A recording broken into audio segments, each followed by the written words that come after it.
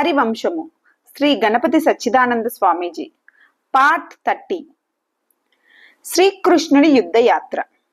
ఇదిలా ఉండగా అక్కడ అనిరుద్ధుడి అంతఃపురంలో ఎంతసేపటికి అనిరుద్ధుడు కనిపించకపోయేసరికి అక్కడి స్త్రీలు అనిరుద్ధుణ్ణి ఎవరో అపహరించుకుపోయారని దీనాతి దీనంగా బోరు బోరున విలపించసాగారు. శ్రీకృష్ణ పరమాత్మ స్వయంగా సన్నిహితుడై ఉండగా ఎవరు ఎలాంటి సాహస కృత్యం చేశారో అని అర్థం కాక ఆ స్త్రీలంతా మాటి మాటికి శ్రీకృష్ణుని పేరునే ఉచ్చరించుకుంటూ శ్రీకృష్ణుడు దగ్గర ఉండగానే మేము అనాథలమైపోయామని వారిలో వారే చెప్పుకుంటూ బిగ్గరగా ఏడవసాగారు. క్రమంగా ఈ సామూహిక రోదనాలు పక్క భవనంలోకి కూడా వినిపించసాగాయి. దానితో ఆ భవనాలలో ఉండే మగవారంతా అనిరుద్ధుడి భవనంలో నుంచి ఏడుపులు ఎందుకు వినిపిస్తున్నాయి అని కంగారు పడుతూ తమ తమ భవనాలలో నుంచి బయటకు వచ్చారు. ఈలోగా శ్రీకృష్ణుడి భవనంలో నుంచి ప్రమాద సూచికగా యుద్ధబేరి వినిపించింది. అది విని మరింత కంగారు పడుతూ యాదవ వీరులంతా శ్రీకృష్ణ భగవానునికి దగ్గరికి చేరారు. ఈలోగా అనిరుద్ధుణ్ణి ఎవరో అపహరించుకుపోయారనే వార్త వారందరిలోనూ వ్యాపించింది. శ్రీకృష్ణ భవనంలో చిన్న సమావేశం లాంటిది దానంతటదే ఏర్పాటైపోయింది. అలా యాదవ వీరులంతా తన చుట్టూ చేరి దీనంగా తన వంకే చూస్తూ ఉండేసరికి శ్రీకృష్ణుడికి అవమానము, క్రోధము, దుఃఖము పెరిగిపోయి ఏమీ మాట్లాడలేక ఉగ్రంగా బుసలు కొడుతూ మౌనంగా ఉండిపోయాడు. చుట్టూతా ఉన్న యాదవ వీరులు ఎవరికి ఏం మాట్లాడాలో అర్థం కాలేదు. ఆ దశలో విప్రుతువు అనే సేనాధిపతి ఒకడు ధైర్యం చేసి శ్రీకృష్ణుడి ముందుకు వచ్చి ఇలా ప్రార్థన చేశాడు. ప్రభు శ్రీకృష్ణ, నువ్వే ఇలా దిగాలుగా ఉంటే, నువ్వే ఇలా మౌనంగా ఉంటే మమ్మల్ని రక్షించేది ఎవరు? మీ పరాక్రమము, మీ సామర్థ్యము సామాన్యమైనవి కావు. సాక్షాత్ దేవేంద్రుడు అంతటి వాడే తన దేవలోక రక్షణ బాధ్యత అంతా మీ మీద పడవేసి తను హాయిగా విశ్రమిస్తున్నాడు. అటువంటి మీకు దాటరాని ఆపద అంటూ ఉండదు. మీరు ఇలా స్తబ్దంగా ఉండవద్దు, విజృంభించండి, ఏదైనా ఉపాయం ఆలోచించండి, మమ్మల్ని అందరినీ రక్షించండి అని. ఆ మాటలు విని శ్రీకృష్ణుడు గంభీరంగా ఇలా అన్నాడు. విప్రూతు, బాగా ఆలోచించాను, అయినా ఏమీ పాలుపోకే ఇలా మౌనంగా ఉన్నాను. పూర్వం ఒకసారి మన మహారాజు ఉగ్రసేనుణ్ణి శాల్వుడు ఎత్తుకుపోయాడు. అప్పుడు మనకు దోషి తెలుసు కనుక భయంకరమైన యుద్ధం చేసి మన రాజును మనం తెచ్చుకున్నాం.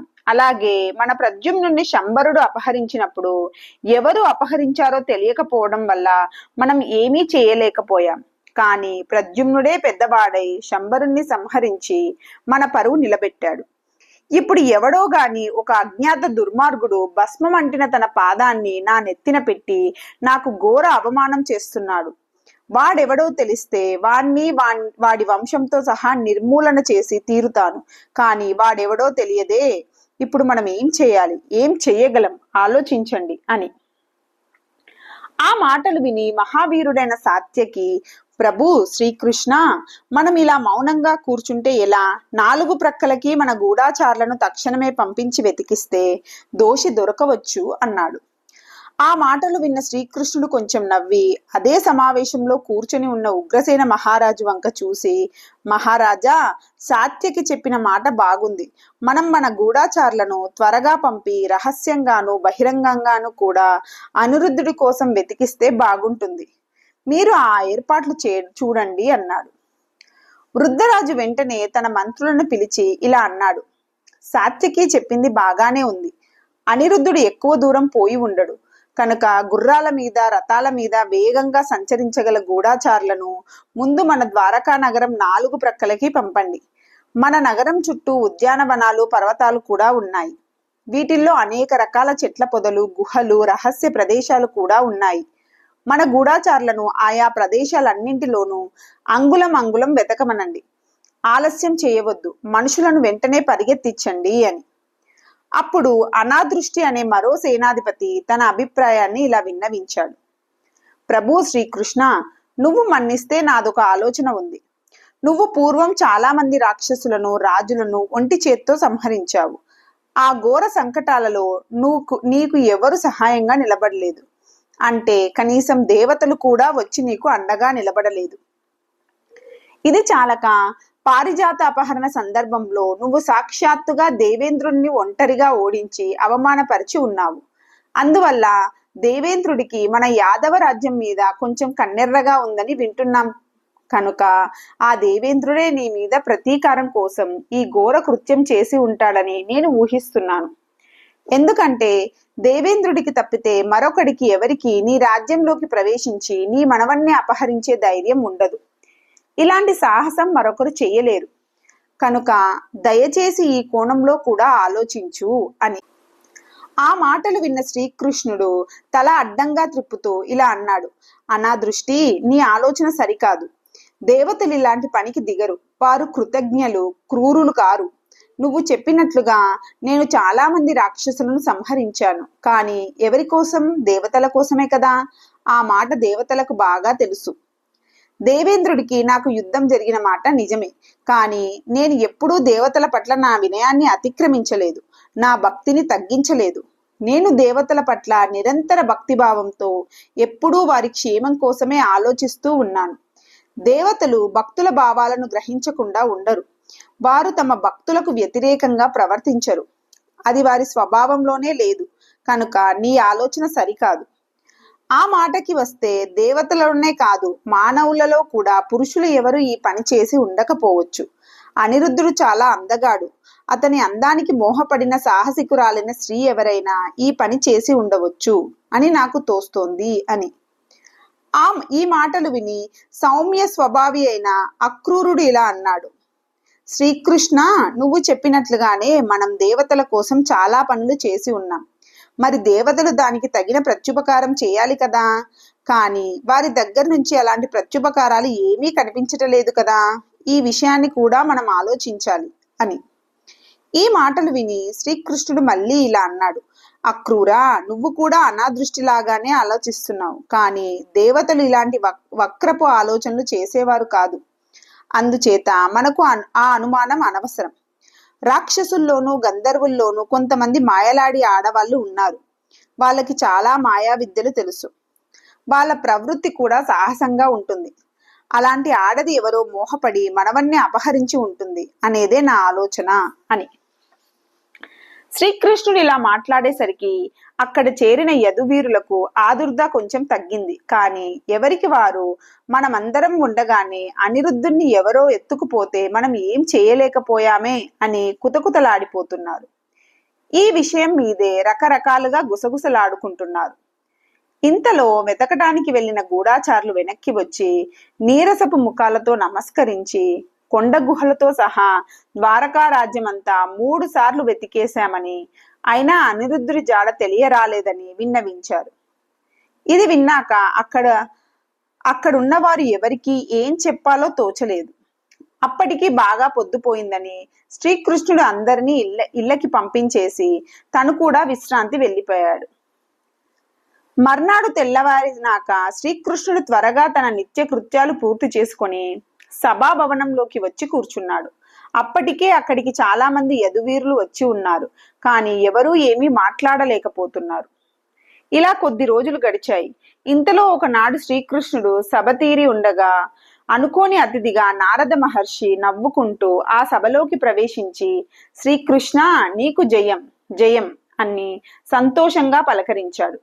శ్రీకృష్ణుడు దీనవదనుడై నారదుడికి ఎదురు వెళ్లి తగిన స్వాగత సత్కారాలు చేసి ఆయనను ఒక సముచిత ఆసనంలో కూర్చోబెట్టాడు. ఆసనంలో కూర్చున్న నారదుడు అక్కడున్న వారందరినీ పరిశీలించి చూసి, ఇదేమిటి, మహావీరులైన మీరంతా ఇలా దిగాలుగా దీనంగా ఉన్నారేమిటి? మీ బోటి వారికి కూడా తట్టుకోలేని ఆపద ఏదైనా వచ్చిందా అని అడిగాడు. నారద మహర్షి మాట్లాడే తీరు చూస్తుంటే ఆయన ఏమీ కంగారు పడుతున్నట్లు లేదు. కనుక ఆయనతో ఎంతో కొంత విషయం తెలిసి ఉండవచ్చునని శ్రీకృష్ణుడు ఊహించి ఆయనతో, మహర్షి, మీకు ఈ వార్త తెలియలేదా? అయితే వినండి. మా అనిరుద్ధుణ్ణి ఎవరో ఎత్తుకుపోయారు. ఎంత వెతికించినా దొరకటం లేదు. ఈ విషయంలో మీకేదైనా తెలిసి ఉంటే దయతో ఆ వివరాల్ని మాకు చెప్పండి అని. నారదుడు నవ్వుతూ ఇలా అన్నాడు, అక్కడి నుంచే వస్తున్నానయ్యా. శోణితపురంలో బాణాసురుడు ఉన్నాడని తెలుసు కదా. అతడికి ఒక పెళ్ళీడుకొచ్చిన కూతురు ఉంది. ఆమె కోసం ఆమె చెలికత్తె అయిన చిత్రలేఖ అనే అప్సరస మన అనిరుద్ధుణ్ణి శోణితపురం తీసుకువెళ్ళింది. అక్కడ బాణాసురుడికి అనిరుద్ధుడికి మధ్య గొప్ప ఘోరాతి ఘోరమైన యుద్ధం జరిగింది. ఆ యుద్ధంలో బాణాసురుడు అనిరుద్ధుణ్ణి ఓడించలేక మాయా విద్యలతో కనిపించకుండా మాయమైపోయి చాటుగా నాగపాశాలు వేసి బంధించాడు. ఆ మహాయుద్ధాన్ని నేను స్వయంగా చూసే ఇక్కడికి వస్తున్నాను. నాగపాశాలతో బంధించిన తర్వాత బాణాసురుడు అనిరుద్ధుణ్ణి సంహరించమని తన మంత్రి అయిన కుంభాండుణ్ణి ఆజ్ఞాపించాడు. కానీ కుంభాండు ఆ పని వద్దని నివారించాడు. అందువల్ల ప్రస్తుతానికి అనిరుద్ధుడు క్షేమంగానే ఉన్నాడు. ఇది మీ బోటి వాళ్ళు నీరసంగా కూర్చోవలసిన సమయం కాదు. లేవండి, దూకండి, శత్రువుల మీద విరుచుకుపడండి, మీ పరాక్రమేమిటో ప్రకటించుకోండి, మీ వాణ్ణి మీరు రక్షించుకోండి అని. ఆ మాటలు వింటూనే శ్రీకృష్ణుడు చండ ప్రచండుడై లేచి నిలబడి వెంటనే యుద్ధయాత్రకు కావలసిన ఏర్పాట్లు చేయండని చుట్టూతా ఉన్న యాదవ సేన నాయకులకు ఆజ్ఞాపించాడు. వారు అప్పటికే ఆ పనిలో ఉన్నారు. యుద్ధ బేరులు మ్రోగినాయి. ఊరంతా యుద్ధ వార్త వ్యాపించింది. సైనికులంతా బారులు తీరి నగర వీధుల్లో కవాతులు ప్రారంభించారు. ఊరి ప్రజలు వారందరినీ ఉత్సాహపరుస్తూ పేలాల పొడులు, గంధపు పొడులు వారి మీదికి చల్లుతున్నారు. ఈ హంగామా అంతా గమనించిన నారద మహర్షి వెటకారంగా నవ్వుతూ శ్రీకృష్ణుడితో ఇలా అన్నాడు. ఓ శ్రీకృష్ణ, శోణితపురం ఎక్కడ ఉందనుకుంటున్నావు? ఇలా రథాల మీద, ఏనుగుల మీద బయలుదేరి అక్కడికి ఎప్పుడు చేరుకుంటావు? శోణితపురం ఇక్కడికి 11,000 యోజనాల దూరంలో ఉంటుంది. అక్కడికి నువ్వు చేరాలి, అనిరుద్ధుణ్ణి రక్షించాలి. దానికి ఈ సేనా సన్నాహం ఏ రకంగా ఉపయోగిస్తుంది? కనుక నా సలహా ఏమిటంటే, నువ్వు తక్షణమే గరుత్మంతుణ్ణి స్మరించు. ఈ పనికి అతన్ని మించిన సమర్థులు లేరు. అతడు వస్తే ఒక గడియలోనే నిన్ను అక్కడికి తీసుకువెళ్ళి బాణాసురుడి ముందర నిలబెట్టగలడు. నువ్వు అక్కడికి చేరావంటే చాలు, నీకు సాధ్యం కాని పని అంటూ ఉండదు. ఇది నాకు తోచిన సలహా, తరువాత నీ చిత్తం అని. ఈ మాట వింటూనే శ్రీకృష్ణుడు రెండవ మాట లేకుండా గరుత్మంతుణ్ణి స్మరించాడు. మరుక్షణంలోనే గరుత్మంతుడు అక్కడ ప్రత్యక్షమై చేతులు కట్టుకొని శ్రీకృష్ణుడి ఎదుట వినయంగా నిలబడి ఇలా మనవి చేశాడు. మహాప్రభు, నగరంలో హడావిడి చూస్తుంటే మీరంతా ఏదో యుద్ధానికి సన్నద్ధమై ఉన్నట్టుంది. ఈ తరుణంలో నన్ను పిలిచారంటే నా వల్ల జరగవలసిన పని ఏదో ఉండే ఉంటుంది. ఇంతకు తమకు అపకారం చేసి కోపం తెప్పించి ప్రాణాల మీదకు తెచ్చుకున్న ఆ మూర్ఖుడు ఎవడు? నేను నా రెక్కల దాటితోనూ, గోళ్ల దెబ్బలతోనూ, నా ముక్కు అనే వజ్రపు పొట్లతోనూ ఎవరిని యమపురికి పంపించవలసి ఉంది? దయచేసి త్వరగా ఆజ్ఞాపించండి అని. వెంటనే శ్రీకృష్ణుడు గరుత్మంతుడి వంక ఆప్యాయంగా చూస్తూ ఇలా అన్నాడు. గరుడా, నాకు నిన్ను మించిన ఆప్తుడు లేడు. నా పరివారంలో నిన్ను మించిన సమర్థుడు లేడు. మా ప్రద్యుమ్నుని పుత్రుడు అనిరుద్ధుడు ఉషాదేవి కోసం సాహసం చేసి శోణితపురంలో బాణాసురుడికి దొరికిపోయాడు. అనిరుద్ధుడు అక్కడ నాగపాశాల చేత బంధింపబడి ఉన్నాడు. నాగపాశ బంధాలను విడిపించటానికి నువ్వు ఒక్కడవే సమర్థుడివి. అందుకే నిన్ను పిలిచాను. మా కోడలు శుభాంగి నీకు కూతురు లాంటిది. ఆ పిల్ల తన కొడుకు కోసం బోరు బోరున విలపిస్తోంది. అనిరుద్ధుని రక్షించి ఆమెకు తెచ్చి అప్పగించవలసిన బాధ్యత నీదే.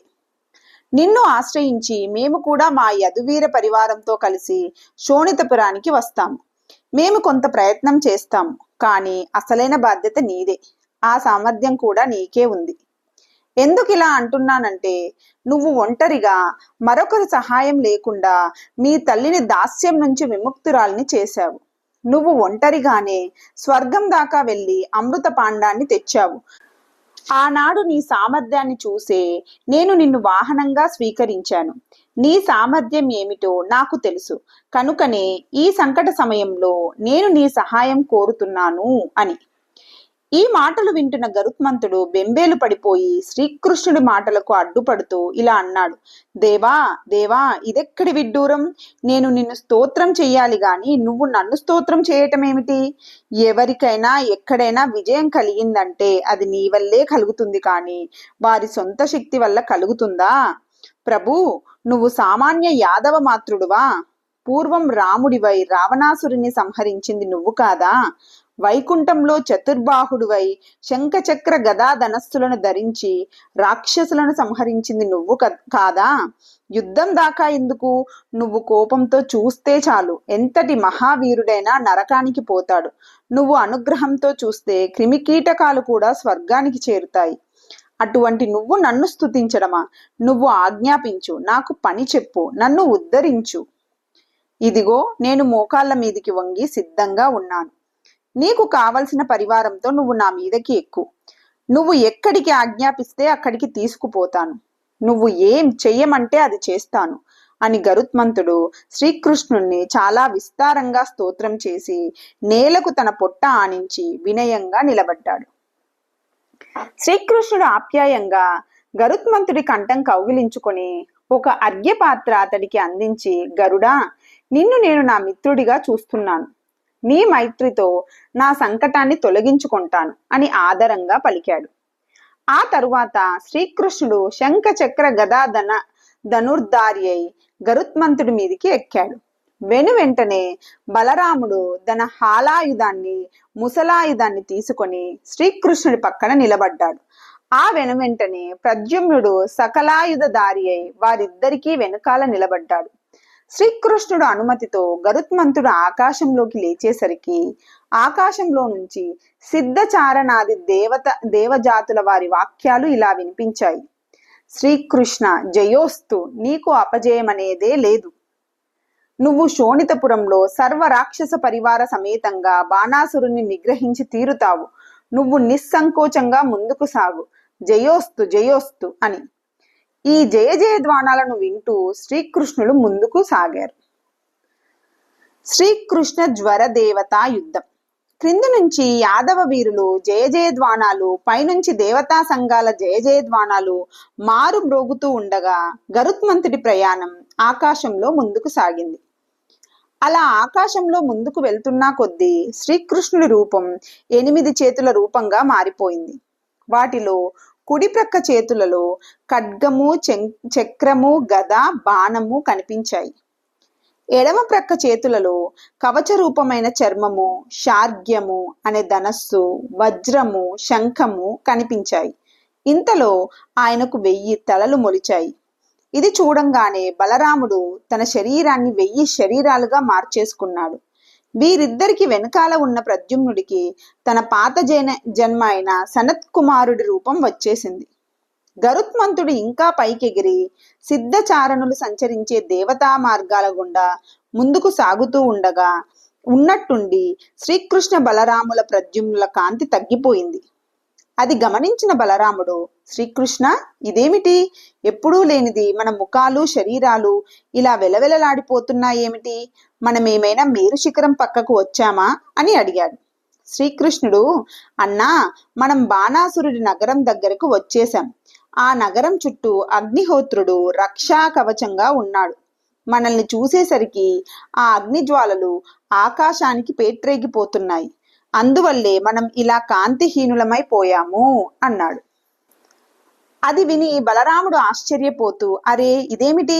ఆ జ్వాలల దగ్గరకు వచ్చినంత మాత్రాననే మనం ఇలా అయిపోతే మనం ఇక ఆ జ్వాలలను దాటేదెలా? ఏం చెయ్యాలో నువ్వే ఆలోచించు అన్నాడు. అప్పుడు శ్రీకృష్ణుడు గరుత్మంతుని పిలిచి, గరుడా, ఏదో ఒక ఉపాయంతో నువ్వు ముందు ఈ అగ్నిని చల్లార్చు, ఆ తర్వాత మేము విజృంభిస్తాము అన్నాడు.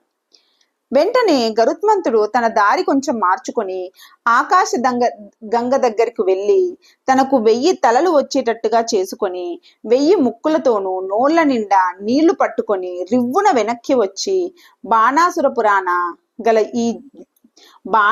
పురాణ గల జ్వాలల మీద ఆ నీళ్లను వర్షింపచేశాడు. ఆ నీటి దాటికి ప్రళయాగ్ని జ్వాలల వంటి ఆ జ్వాలలన్నీ పూర్తిగా చల్లారిపోయాయి. అది చూసి గరుత్మంతుడే ఆశ్చర్యపోతూ వేగంగా ముందుకు సాగాడు. అలా గరుత్మంతుడి మీద ఎవరో 3 కొత్త వాళ్ళు వస్తూ ఉంటే గమనించిన అగ్నిదేవతలు వీరెవరో అర్థం కాక అయోమయంగా చూస్తూ ఉండిపోయారు. ఇంతలో గరుత్మంతుడి మీద ఉన్న 3 సింహనాదాలు చేస్తూ క్రింద ఉన్న అగ్నిదేవతల మీదకు బాణవర్షాలను కుప్పించారు. ఇక్కడ మనం గమనించవలసిన అంశం ఒకటి ఉంది. మనం సామాన్యంగా అగ్నిదేవుడు అంటే ఒక్కడే అనుకుంటాం. కానీ నిజానికి అగ్నిలోకంలో ఉండే అగ్నిదేవతలు అనేక మంది ఉన్నారని పురాణాలలో అనేక చోట్ల ఉంది. ఉదాహరణకు కల్మషుడు, కుసుముడు, దహనుడు, శోషణుడు, తపనుడు అనే 5 స్వాహాకారానికి సంబంధించిన అగ్నులు. అలాగే పితరుడు, పతగుడు, స్వర్ణుడు, శ్వాగాదుడు, బ్రాజుడు అనే 5 స్వాదాకారానికి సంబంధించిన అగ్నులు. అలాగే వషత్కారానికి సంబంధించిన అగ్నులు, జ్యోతిష్టోమానికి సంబంధించిన అగ్నులు, ఇలా చాలా రకాల అగ్నిదేవతా విభాగాలు ఉన్నాయి. వీరందరికీ నాయకుడు అంగిరో మహర్షి.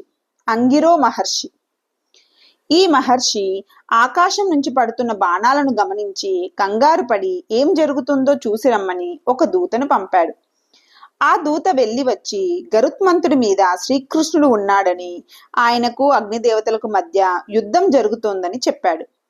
అది విని అంగిరో మహర్షి మండిపడి ఒక ఆగ్నేయ రథం ఎక్కి ధనస్సు ధరించి తను కూడా యుద్ధంలోకి దిగాడు. అగ్నిదేవతా నాయకుడు అంగిరో మహర్షి తనను గుర్తించి కూడా ఇలా యుద్ధానికి తెగిపడి వచ్చేటప్పటికి శ్రీకృష్ణుడు ఆగ్రహించి పైకి మాత్రం పకపకా నవ్వుతూ, అగ్నిదేవతలారా, మీకు అసలైన అగ్ని అంటే ఏమిటో చూపిస్తా అని గర్జిస్తూ వారి మీదికి బాణాలు గుప్పించాడు. వాటిలో కొన్ని బాణాలు అంగిరో మహర్షి గుండెల్లో గుచ్చుకుపోయాయి. ఆయన విలవిలలాడుతూ మూర్ఛపోయాడు. అది గమనించిన మిగిలిన అగ్నిదేవతలు భయపడిపోయి ఆయన్ని ఒక రథంలో వేసుకొని బాణాసురుడి పట్టణంలోకి పారిపోయారు. శ్రీకృష్ణాదులు కూడా వారి వెంటే బాణాసుర నగరం వైపు దూసుకుపోయారు. నగరం కనుచూపు మేరలోకి వచ్చేసరికి ఆకాశంలో నారద మహర్షి ప్రత్యక్షమై, శ్రీకృష్ణ, ఇదే నేను చెప్పిన శోణితపురం. ఈ బాణాసురుని రక్షించడం కోసం సాక్షాత్తుగా రుద్రదేవుడు పార్వతీమాతతోనూ కుమారస్వామితోనూ కలిసి ఈ నగరంలోనే కాపలా ఉంటున్నాడు అన్నాడు. శ్రీకృష్ణుడు అది విని, మహర్షి, అంతగా రుద్రదేవుడే యుద్ధానికి దిగితే మనం జంకేదే లేదు. మనకు శక్తి ఉన్నంతలో మనం పోరాడదాం అన్నాడు. వారిలా మాట్లాడుకుంటూ ఉండగానే గరుత్మంతుడు శోణితపుర పరిధిలోకి ప్రవేశించాడు. ఆ విషయాన్ని గమనించిన శ్రీకృష్ణుడు మహోత్సాహంతో తన శంఖం పూరించాడు. ఆ శంఖధ్వని వినేసరికి శోణితపురంలోని రాక్షసులందరికీ వణుకు పుట్టింది. ఆ శంఖధ్వని బాణాసురుడికి కూడా వినిపించింది. అతడికి ఎప్పుడూ లేని భయం కొత్తగా కలిగింది. అయినా మరు నిమిషంలోనే తేరుకొని కోట్ల మంది రాక్షస వీరులను యుద్ధానికి బయలుదేరండి పురికొల్పాడు. వారిలో రుద్రుడి ప్రమదగణాల వారు కూడా చాలా మంది ఉన్నారు. వారంతా మూకుమ్మడిగా రకరకాల ఆయుధాలను ప్రయోగిస్తూ శ్రీకృష్ణుల మీద విరుచుకుపడ్డారు. ఇది గమనించిన బలరాముడు, శ్రీకృష్ణ, వీరు మరీ రెచ్చిపోతున్నారు, చూస్తూ ఊరుకుంటా ఏంటి? వీళ్ళకి గట్టిగా భయం కలిగేలా మంచి ప్రయోగం ఏదన్నా చెయ్యి అన్నాడు. ఆ మాట వింటూనే శ్రీకృష్ణుడు వారి మీదికి ఆగ్నేయాస్త్రాన్ని ప్రయోగించాడు. కోట్ల సంఖ్యలో ఉన్న రాక్షసుల సైన్యం మీద ఈ అస్త్ర ప్రభావం పెద్దగా కనిపించలేదు. అది గమనించిన బలరాముడు ఉగ్రుడై, శ్రీకృష్ణ, నువ్వు ఒప్పుకుంటే నేను ఇక యుద్ధంలోకి దూకేస్తాను అన్నాడు. శ్రీకృష్ణుడు అన్నవంక చూసి, అన్నా, నాకు కూడా అదే తోస్తోంది. నేను ముందు పక్క నిలబడతాను. నాకు కుడి పక్కన నువ్వు ఉండు, ఎడమ పక్కన ప్రద్యుమ్నుడు ఉంటాడు. మనం ముగ్గురం ఒకరిని ఒకరు రక్షించుకుంటూ ఈ యుద్ధంలో ముందుకు సాగాలి అన్నాడు. ఆ మాటలతో బలరాముడు యమధర్మరాజులాగా మండిపోయాడు. తన 2 చేతులతోనూ నాగలిని, రోకలిని కూడా వినియోగిస్తూ రాక్షస వీరులను వేల సంఖ్యలో మట్టు పెట్టసాగాడు. పక్కన ఉన్న ప్రద్యుమ్నుడు కూడా రాక్షసుల మీద బాణవర్షాన్ని కురిపించి వాళ్ళని చెల్లాచెదురు చేస్తున్నాడు. శ్రీకృష్ణుడు శంఖ చక్ర గదాల 3ంటిని కూడా ప్రయోగిస్తూ నిరంకుశంగా రాక్షస సంహారాలు చేస్తున్నాడు. ఆయన మాటి మాటికి తన శంఖం ఊదుతూ రాక్షసులలో భయ ప్రకంపనలు పుట్టిస్తున్నాడు. ఇక గరుత్మంతుడు తన రెక్కలతోనూ, గోళ్లతోనూ, ముక్కులతోనూ దొరికిన వారిని దొరికినట్లుగా యమలోకానికి పంపించేస్తున్నాడు. ఇక రాక్షస సైన్యం చాలా మటుకు చెల్లా చెదరైపోతుంది. అనుకుంటూ ఉండగా ఉన్నట్టుండి పిడుగు పెడ్డట్టుగా పెద్ద గర్జింపు వినిపించింది. ఎవడో 3 తలల కొత్త వీరుడు గరుత్మంతుడికి ఎదురుగా దూకి క్రొత్త రకం యుద్ధం మొదలు పెట్టాడు. ఆ వీరుడికి 3 తలలు, 3 కాళ్ళు, 6 చేతులు, 9 కళ్ళు ఉన్నాయి. చాలా బలిష్టంగా ఉన్నాడు. కానీ నిద్రమత్తులో ఆవలిస్తూ, వెర్రి చూపులు చూసుకుంటూ, నీరసంతో వ్రేళ్లాడిపోతున్నట్లుగా నడుస్తూ, తన చేతిలోని భస్మాన్ని ఆయుధంగా విసురుతున్నాడు. అతడి పేరు త్రిశిరుడు. అతడు రుద్ర జ్వరాది దేవత, అంటే రుద్రదేవుడు పంపించిన రోగాది దేవత. ఆ త్రిశూరుడు సరాసరి బలరాముడి ముందుకు దూకి అతడి గుండెల మీద పిడుగుల వంటి 4 పోట్లు పొడిచి తన చేతిలో ఉన్న భస్మాన్ని అతని గుండెల మీదకు చల్లి తాను పక్కకు దూకేశాడు. బలరాముడి గుండెల మీద పడ్డ భస్మం కొంత బలరాముడికి అంటుకుంది, కొంత రాలి క్రింద ఉన్న పర్వతాల మీద పడింది. ఆ భస్మం పడ్డ ప్రతి చోట ఆ పర్వతాలు పెలపెలా పగిలాయి. బలరాముడు అలా పేలిపోలేదు, కానీ నిద్ర ముంచుకు వచ్చినట్లయి, వల్లమాలిన జ్వరం ఆవరించినట్లయి ఆవలిస్తూ ఒకటే తూలిపోసాగాడు. ఉన్నట్టుండి అలాంటి బాధ ఎందుకు వచ్చిందో అర్థం కాక ఆ బలరాముడు కంగారు పడి శ్రీకృష్ణుడితో ఇలా అన్నాడు.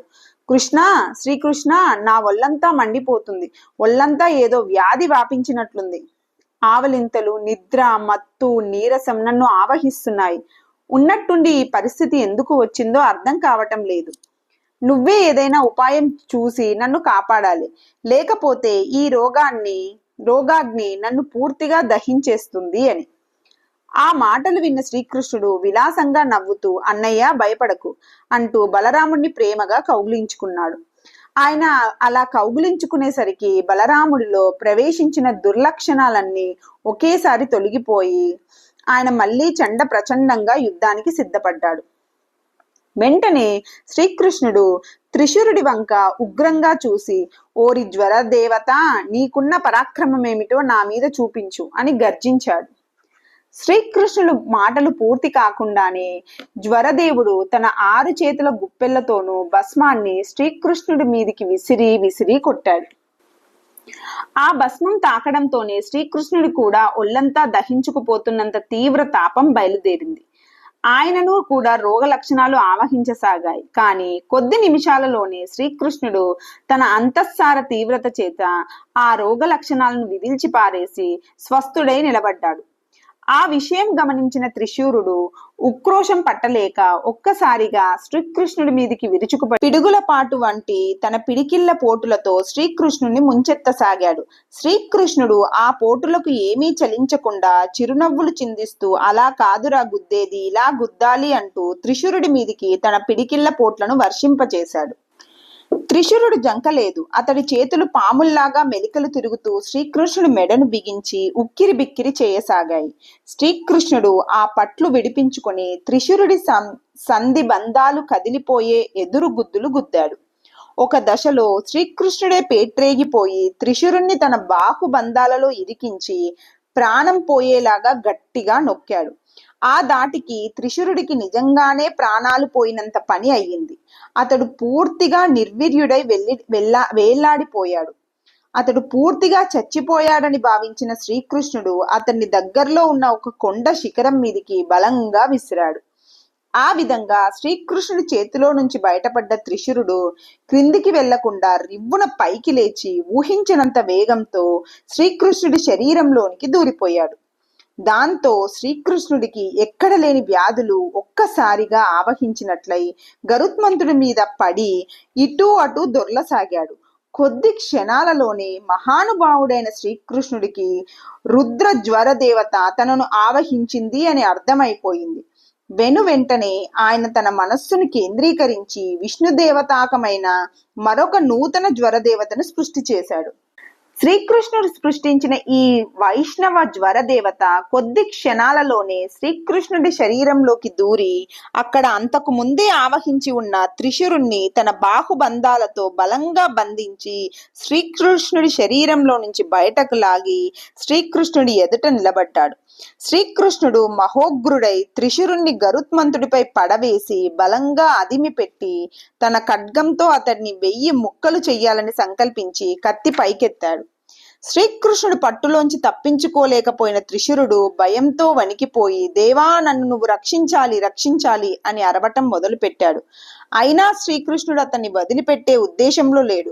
కానీ ఇంతలో ఆకాశంలో నుంచి అశరీరవాణి గంభీర స్వరంతో, శ్రీకృష్ణ పరమాత్మ, సృష్టికి ఈ జ్వరదేవతతో పని ఉంది, ఇతన్ని నువ్వు సంహరించడం సముచితం కాదు అని వినిపించింది. ఆ మాటలు వినిపించిన వెంటనే శ్రీకృష్ణుడు తన ఆవేశాన్ని తగ్గించుకొని త్రిశూరుడి మీద నుంచి లేచి పక్కన నిలబడ్డాడు. వెంటనే త్రిశూరుడు కూడా లేచి తన 3 శిరస్సులు శ్రీకృష్ణుడి పాదాలకు ఆనించి నమస్కరించి ఇలా అన్నాడు, దేవా, గోవిందా, నువ్వు దయతో నన్ను బ్రతకనిచ్చావు. నీకు నేను కృతజ్ఞుణ్ణి. నాది మరొక మనవి ఉంది. ఈ లోకంలో 2 జ్వరదేవతలు ఉండటం శ్రేయస్కరం కాదు. కనుక నువ్వు దయతలిచి నా పదవి నాకు ఒక్కడికే ఉండేటట్లు అనుగ్రహించు. ఈ వరం నాకు ప్రసాదించు అని. శ్రీకృష్ణుడు ప్రసన్నంగా చూసి ఇలా అన్నాడు, త్రిశిర, వరం అడిగిన వారికి ఇవ్వటమే నా పని. కనుక నీ వరాన్ని నేను కాదనను. నేను సృష్టి చేసిన నూతన జ్వరదేవతను మళ్ళీ నాలోనే లీనం చేసేసుకుంటాను. నువ్వు ఒక్కడివే జ్వరదేవతగా ఉండు. కానీ నాకు సంతోషం కలగాలని నువ్వు అనుకుంటే నువ్వు కొన్ని నియమాలను పాటించాలి. అవి ఏమిటో చెబుతాను విను. నువ్వు ఇలా ఒకే రూపంగా ఉండటం కాదు, నిన్ను నువ్వు అనేక విభాగాలుగా విభజించుకో. ఒక విభాగంతో పశువులను ఆవహించు, మరో విభాగంతో వృక్ష జాతిని ఆవహించు, వేరొక విభాగంతో పక్షి జాతిని ఆవహించు, ఇంకొక విభాగంతో మానవ జాతిని ఆవహించు. మానవ జాతిని ఆవహించడంలో కూడా అందరినీ ఒకే రకంగా కాదు. కొందరికి రోజు వచ్చే వ్యాధి, కొందరికి రోజు విడిచి రోజు వచ్చే వ్యాధి, కొందరికి 2 రోజులు విడిచి వచ్చే వ్యాధి ఇత్యాదిగా నీ రూపాలను రకరకాలుగా పెంచుకో. వృక్ష జాతిలో తెగుళ్ల రూపంలో వ్యాపించు, పశుజాతిలో గిట్టల వ్యాధి వంటి అనేక రూపాల్లో వ్యాపించు, మట్టిలో చవిటి భూమి రూపంలో వ్యాపించు, నీటిలో నాచు రూపంలో వ్యాపించు. ఇలా సృష్టిలోని వివిధ పదార్థాలలో నీ వ్యాప్తిని కొనసాగించు. ఏ ఆయుధం లేకుండానే కేవలం స్పర్శతోనే ఆయా ప్రాణులను ప్రాణామాయ స్థితి తెచ్చే శక్తి నీకు ఉంటుంది. దేవతలు, మానవులు మాత్రమే వివిధ ఉపాయాలతో నిన్ను కొంతవరకు తట్టుకోగలుగుతారు. ఈ విధంగా విభాగపూర్వకంగా నువ్వు సృష్టిలో వ్యాపించి వెళ్ళటం సముచితమని నా అభిప్రాయం అని. ఆ మాటలు విన్న రుద్రజ్వర దేవత త్రిశూరుడు పరమానందపడి ఇలా మనవి చేశాడు, దేవా, చక్రాయుధ, నేను ధన్యుణ్ణి. నేను నీకు నమస్కరిస్తున్నాను. నాకు సృష్టిలోని సర్వజాతుల మీద ఆధిపత్యం కల్పించినందుకు నేను మరింత ధన్యుణ్ణి. త్రిపుర సంహారకుడైన రుద్రదేవుడు పూర్వం రాక్షసవధ సందర్భంలో నన్ను సృష్టి చేశాడు. అలాంటి నేను ఇవాళ నీ చేతిలో ఓడిపోయి నీ దయ వల్ల మళ్ళీ బ్రతికాను. అందువల్ల నీకు ఏదైనా ప్రత్యేకంగా ప్రియకరమైన పనిని చేయాలని నేను కోరుకుంటున్నాను. నన్ను ఏం చేయమంటావో ఆజ్ఞాపించు అని. శ్రీకృష్ణుడు ప్రసన్నంగా చూసి ఇలా చెప్పాడు, ఓ జ్వరదేవత, మంచి మాట మాట్లాడావు. నేను చెప్పేది శ్రద్ధగా విను. నీకు నాకు ఇప్పుడు జరిగిన ఈ బాహుయుద్ధ సన్నివేశాన్ని ఏ మానవులు హృదయపూర్వకంగా స్మరిస్తారో వారికి నీ వల్ల సంక్రమించే సమస్త వ్యాధులు తొలగిపోవాలి. నేను 2 శ్లోకాలు చెప్పబోతున్నాను. వాటిని జపించే వారికి కూడా నీ వల్ల ఏ రకమైన వ్యాధి భయం లేకుండా ఉండని. ఆ మంత్ర శ్లోకాలు చెబుతాను విను. త్రిపాద్మస్మా ప్రహరణ త్రిశిరా నవలోచన సమే ప్రిత సుఖం దద్యాత్ సర్వమయపతిరజ్వర. 3 పాదాలు, 3 శిరస్సులు, 9 నేత్రాలు కలిగి భస్మమే ఆయుధంగా ధరించి ఉన్న సర్వరోగాధిపతి అయిన జ్వరదేవత, నా పట్ల ప్రీతి కలవాడే నాకు సుఖాన్ని ప్రసాదించుగాక అని అర్థం. 2వది, ఆద్యాంతవంత కవయ పురాణ సూక్ష్మ బృహంతోప్యను శాసితార సర్వాన్ జ్వరాన్ జ్ఞంతు మమా నిరుద్ధ ప్రద్యుమ్న సంకర్షణ వాసుదేవః. అనిరుద్ధుడు, ప్రద్యుమ్నుడు, సంకర్షణుడు, వాసుదేవుడు అనే పేర్లతో శ్రీ మహావిష్ణువుకు 4 రూపాలున్నాయి. ఈ 4 కూడా జగత్తులకు ఆదిని అంతాన్ని కలిగిస్తూ ఉంటారు. వారు జ్ఞానవంతులు, బహు పురాతనులు, అత్యంత సూక్ష్మంగాను అత్యంత బృహదాకారంగాను కూడా ఉంటూ ముల్లోకాలను శాసిస్తూ ఉంటారు. అలాంటి ఆ విష్ణుమూర్తి యొక్క 4 రూపాలు నా రోగాలన్నింటినీ పోగొట్టుగాక అని దీని అర్థం. ఓ త్రిశిర, నువ్వు నాకు ప్రీతి కలిగించదలుచుకుంటే నువ్వు ఈ మంత్రాలను గౌరవించాలి అని. అది విని త్రిశురుడు తన తలలు వంచి మరొకసారి శ్రీకృష్ణుడికి నమస్కరించి, దేవదేవా, నువ్వు చెప్పింది చెప్పినట్లే జరిగి తీరుతుంది, ఇక నాకు సెలవు ఇప్పించు అని మనవి చేసి శ్రీకృష్ణుడి అనుమతి పొంది యుద్ధరంగం నుంచి ప్రక్కకు తప్పుకున్నాడు. ఆ విధంగా జ్వరదేవత యుద్ధంలో నుంచి తప్పుకోగానే శ్రీకృష్ణ బలరామ ప్రద్యుమ్నులు ముగ్గురు మళ్లీ బాణాసుర సైన్యం మీదికి విరుచుకుపడ్డారు. ప్రద్యుమ్నుడు బాణవర్షంతో ఆ సైన్యాన్ని ముంచెత్తి వేస్తున్నాడు. శ్రీకృష్ణుడు బాణాలనే కాక తన చక్రాయుధాన్ని కూడా ప్రయోగించి వేలాది రాక్షస వీరుల శిరస్సులను ఖండిస్తున్నాడు. బలరాముడు మంత్రపూరితమైన తన నాగలిని, రోకలిని పిడుగుల వర్షంలాగా కురిపించి రాక్షసులను వేల సంఖ్యలో నిర్మూలిస్తున్నాడు. ఈ రకమైన వారి విజృంభణకు బాణాసురుడి సైన్యంలోని చాలా మంది మరణించగా మిగిలిన వారు మాయా విద్యలు వచ్చిన వారైనప్పటికీ ఏమీ చేయలేక భయభ్రాంతులై ఆకాశంలో 4 ప్రక్కలకి పారిపోసాగారు. ఆ సైన్యంలో రాక్షస భాగం ఇంచుమించు 0 అయిపోయింది. రుద్రగణాల వారు మాత్రమే మొండికెత్తి నిలబడి యుద్ధం చేస్తున్నారు. ఈ పరిస్థితి గమనించిన బాణాసురుడు వీరావేశపరుడై తన సైనికులను ఇలా ఉద్బోధించసాగాడు. ఓ రాక్షస వీరులారా, నేను ఇక్కడ ఉండగానే, నేను స్వయంగా యుద్ధం చేస్తూ ఉండగానే మిమ్మల్ని భయం ఎలా ఆవేశించింది? మీరు రాక్షస వంశంలో పుట్టలేదా? మీరు పూర్వం యుద్ధాలు చేసి ఉండలేదా? మీరు వీరులు కాదా? ఇవాళ ఇలా పిరికి పందలు ఎలా అయ్యారు? మీకు నా మీద కాకపోయినా కనీసం రుద్రదేవుడి మీద విశ్వాసము, గౌరవము లేవా? అవి ఏమాత్రం ఉన్నా మీరంతా వెనక్కి తిరిగి రండి, మీ పరాక్రమం చూపించండి అని. ఈ మాటలు విన్న మంత్రి కుంభాండు కూడా ఆవేశపరుడై సైనికులకు ఇలా ప్రోత్సహించసాగాడు. రాక్షస వీరులాల, ఇలాంటి పిరికిదనం మీకు ఎందుకు? 1000 చేతుల బాణాసురుడు మన పక్షాన ఉన్నాడు. సాక్షాత్తుగా రుద్రదేవుడు కుమారస్వామి మన పక్షాన యుద్ధం చేయటానికి ఉరకలు వేస్తున్నారు. ఇవన్నీ తెలిసి కూడా మీరు ఎలా పారిపోతున్నారు? రండి, నిర్భయంగా వెనక్కి రండి, అందరం కలిసి పోరాడుదాం. ఉన్న శత్రువులు 3 మనం లక్షల సంఖ్యలో ఉన్నాం. శత్రువులను నిర్మూలన చేద్దాం, రండి, వెనక్కి రండి అని.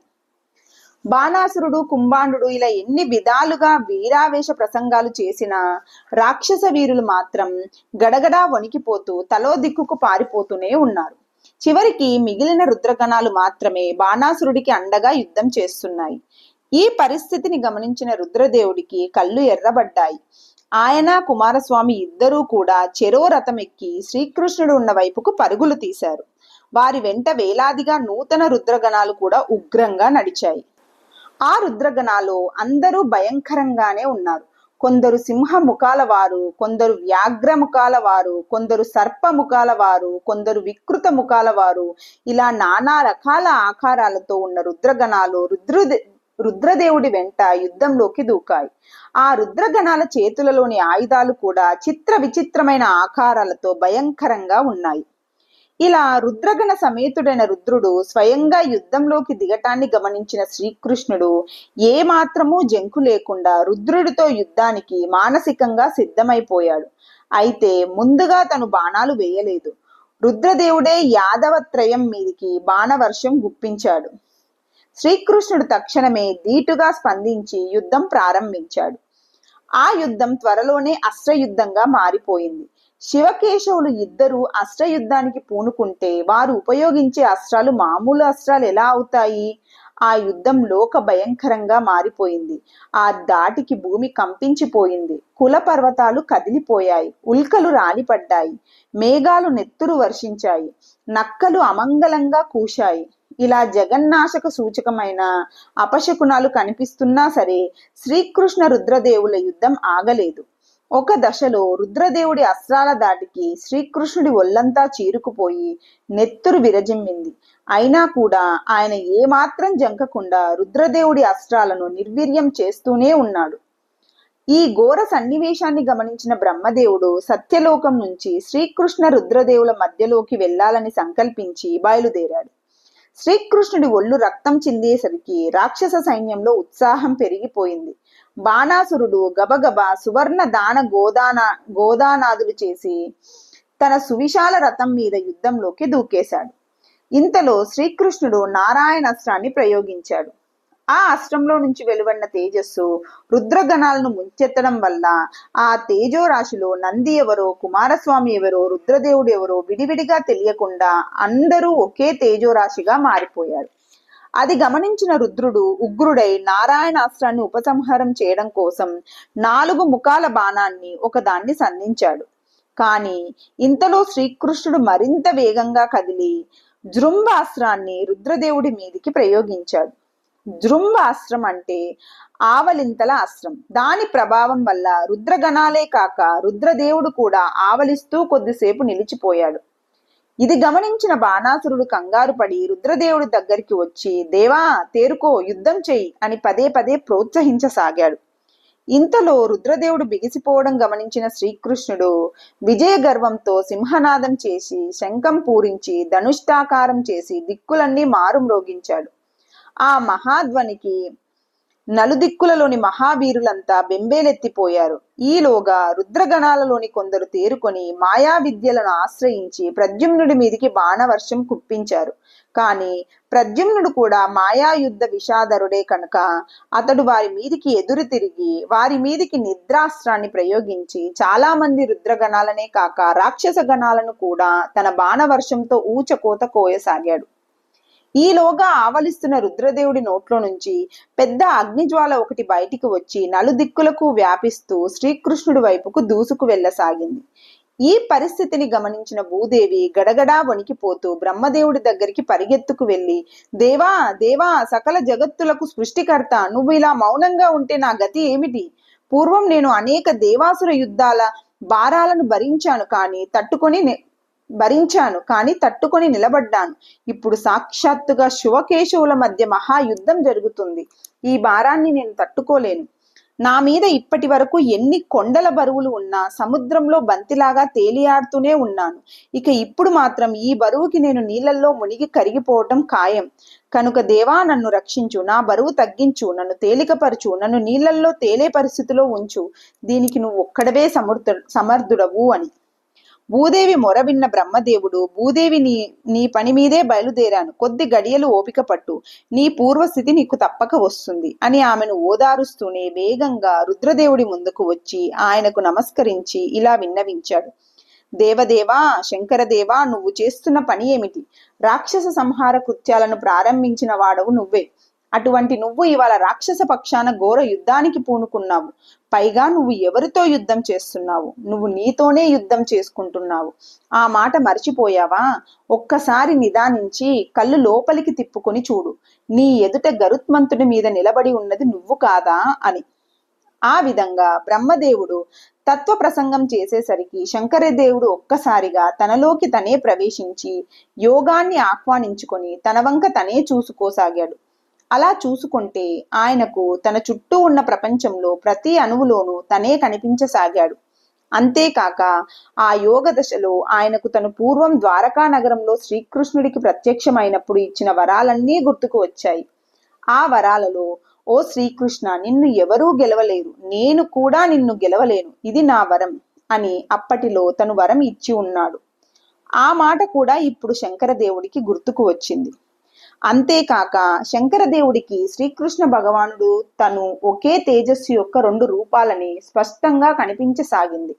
దాంతో శంకరదేవుడు శాంతించి బ్రహ్మదేవుడి వంక చూసి, భగవాన్, ఇక నేను యుద్ధం చెయ్యను, నీ భూమిని సుఖంగా తేలికగా ఉండమను అన్నాడు. ఎప్పుడైతే శంకరదేవుడు ఈ మాట అన్నాడో తక్షణమే శ్రీకృష్ణుడు ముందుకు వచ్చి శంకరదేవుని గట్టిగా ఆలింగనం చేసుకున్నాడు.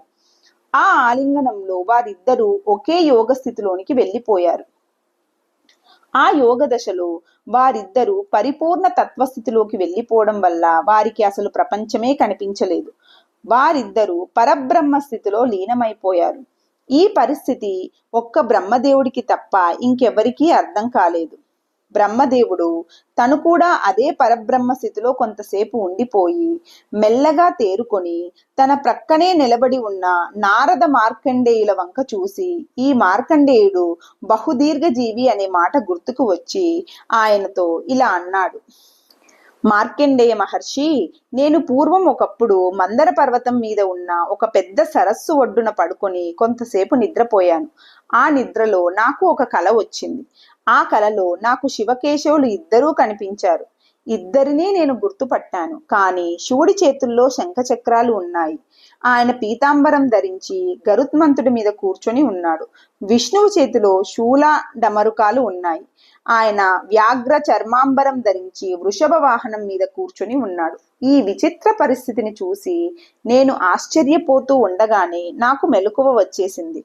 మహర్షి, ఈ కల ఏమిటో, దీని తత్వం ఏమిటో నీకు తెలిస్తే కొంచెం వివరించు. నువ్వు బహుదీర్ఘకాల జీవివి కదా అని. ఆ మాటలు విని మార్కండేయుడు బ్రహ్మ విష్ణు మహేశ్వరులకు ముగ్గురికి నమస్కరించి బ్రహ్మదేవుడితో ఇలా అన్నాడు. త్రిలోక పితామహ, చెప్పవలసింది మీరే చెప్పేశారు. శివుడని విష్ణువని ఇద్దరు వ్యక్తులు లేనే లేరు. రెండు విభిన్న తత్వాలు కూడా లేవు. ఒకే మూలతత్వం ఉంది. అది తనంతట తానుగానే మూడు ముక్కలైంది. ఆ ముక్కలు మూడు కూడా సృష్టి స్థితి లయలు చేయటానికి సమర్థాలే. ఆ ముక్కలే బ్రహ్మ విష్ణు మహేశ్వరులు. ఈ ముక్కలలో బ్రహ్మదేవుడు సృష్టి క్రియను మాత్రమే పరిమితమై ఉన్నట్లు కనిపిస్తూ ఉంటాడు. నిజానికి ఆయన కూడా మూలతత్వ స్వరూపుడే. ఇక శివకేశవులిద్దరూ జగన్నాటక సూత్రధారులు. వారిద్దరూ వేరువేరు అన్నట్లుగా నటిస్తూ ఉంటారు. నిజానికి వారు వేరు కాదు. ఈ సృష్టి మొత్తానికి మూల కారణం ప్రకృతి. ఆ ప్రకృతికి కారణం బ్రహ్మదేవుడు. బ్రహ్మదేవుడికి కూడా కారణం శివకేశవులు. బంగారానికి ఉంగరానికి భేదం లేనట్టుగా శివకేశవులకు బ్రహ్మదేవుడికి భేదం లేదు. ఈ విషయాన్ని తమరు స్వప్నం అనే మిషతో మాకు బోధిస్తున్నారు. పూర్వం ఒకప్పుడు దేవలోకంలో మహర్షుల సభ జరిగింది. ఆ సభలో శివకేశవుల తత్వాన్ని గురించిన చర్చ వచ్చింది. అప్పుడు అక్కడ చేరిన మహర్షులలో నేను, ఈ నారదుడు, వ్యాసుడు, గర్గుడు మొదలైన వందలాది మహర్షులు ఉన్నారు. ఆనాడు వారంతా శివకేశవ తత్వాన్ని చర్చించి చివరికి శివకేశవుల యొక్క అభేదాన్ని వివరిస్తూ ఒక మహాస్తోత్రం చేశారు. ఆ స్తోత్రాన్ని నేను ఇప్పుడు తమకి వినిపిస్తాను. మనం ఈ సంవాదం ద్వారా ఆ స్తోత్రం మానవలోకంలోకి వ్యాపిస్తుంది. శివకేశవుల నిజమైన తత్వాన్ని ప్రతిపాదించే ఈ పవిత్ర స్తోత్రాన్ని నిత్యము పారాయణ చేసే మానవులకు లభించని శుభం అంటూ ఉండదు. ఈ స్తోత్రం వల్ల ధన కాములకు ధనం లభిస్తుంది, పుత్ర కాములకు పుత్రులు లభిస్తారు, కీర్తి కాములకు కీర్తి లభిస్తుంది, జయా కాములకు జయం లభిస్తుంది. ఇన్ని మాటలెందుకు, మోక్ష కాములకు మోక్షం కూడా లభించి తీరుతుంది. కనుక బ్రహ్మదేవ, దయతో మీరు ఆ స్తోత్రాన్ని ఆవదరించండి అని ఇలా మనవి చేసిన మార్కండేయుడు బ్రహ్మదేవుడికి 20 శ్లోకాలు గల శివకేశవ అభేద స్థుతిని వినిపించాడు. ఈ స్తోత్రం హరివంశంలో విష్ణు పర్వంలో 125వ అధ్యాయంలో ఉంది. శ్రద్ధాభక్తులు కలవారు హరిహర బ్రహ్మ సమ్మతమైన ఆ స్తోత్రాన్ని పఠించి తరించవచ్చును.